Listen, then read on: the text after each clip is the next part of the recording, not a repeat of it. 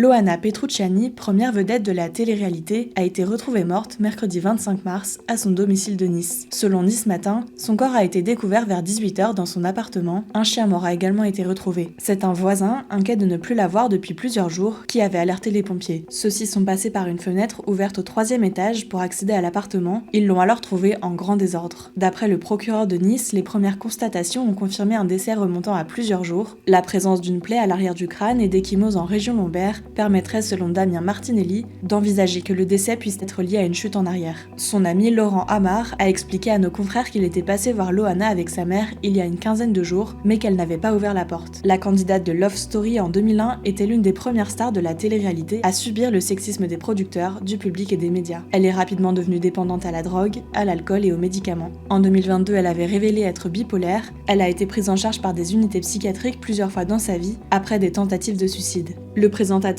emblématique de Love Story, Benjamin Castaldi, lui a rendu hommage sur Instagram. Il a estimé qu'on est tous un peu responsables de son décès. Parce qu'on a tous regardé, parce qu'on a tous commenté, parce qu'on a tous à un moment détourné les yeux quand ça devenait trop dur.